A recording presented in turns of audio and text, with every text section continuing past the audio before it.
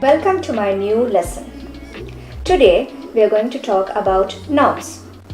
Nouns refer to names of animals, places, objects and things. It can be living or non-living things. Four properties are gender, number, case and person. Let's get started. There are a few birds chirping.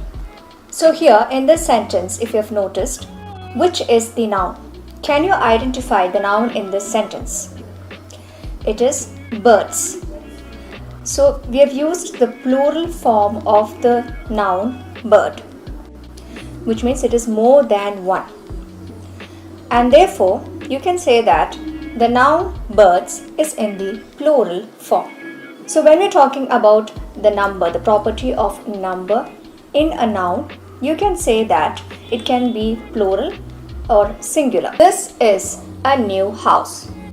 So can you tell me whether the noun here is singular or plural? The noun here is house, and we're talking about a single house, and therefore the noun here is singular in nature. The buses have arrived. So here again in this sentence you find that the noun is buses and it is in the plural form. After the property of numbers, let's move on to the next property of a noun, which is cases. So there are 5 different cases. They are the nominative case, the possessive case, the objective case, the dative case and the vocative case. So we'll be discussing about each of these cases. So let's discuss about the nominative case. The nominative case of a noun refers to the subject, which means when we've got the noun acting as a subject in the sentence, then that particular noun is referred to be in the nominative case. The car is parked on the right. Here, the car refers to the subject of the sentence. We are talking about the car, and therefore you can say that the noun car is in the nominative case. The next case is the possessive case. As the name suggests, it talks about the ownership of the noun. So usually possession is denoted by adding an apostrophe s to the noun. If you have a sentence, you can find out the subject and the object. Some sentences may have a subject but need not necessarily have an object. But some sentences can have both the subject as well as the object. So now if you take an example of this sentence, if I say, I gave the keys. So here in this sentence, you may notice that the subject, it is I, and keys is the object in the sentence. The verb here is give. Usually we find that the subject and the object is linked by the verb. So in this sentence you can say that keys, I gave the keys. So keys may refer to the object and therefore the noun keys is in the objective case. Here objective case also refers to the nouns that are direct object. It acts as the direct object in this sentence. What is a direct and an indirect object? If I say I gave the keys, it means that keys is the direct object. Whereas in the next sentence, if I say I gave the keys to him. So in this sentence, if you notice, him is going to be the indirect object. The result of the action is acted upon by the object, which is him. And therefore him is going to be the indirect object. When you've got the indirect object, that noun may be referred to as the noun in the dative case. And finally, we have got the vocative case. In this case, we've got the name of the person or the pronoun that is being used when they are being called upon. For example, if you say, Sam, get in the car. If you say Sam, you're calling upon the name of the person, which is Sam. Therefore, it may be referred to as the noun in the vocative case. Let us talk about the next property of a noun, which is its gender. As you know, the gender implies whether the noun is in the masculine, the feminine, or it could be even neuter. It can also be in the common gender. So the four main genders of a noun are the masculine, the feminine, the neuter and the common. She has got a lovely garden. So in this particular sentence, she has got a lovely garden, you can say that garden is the noun.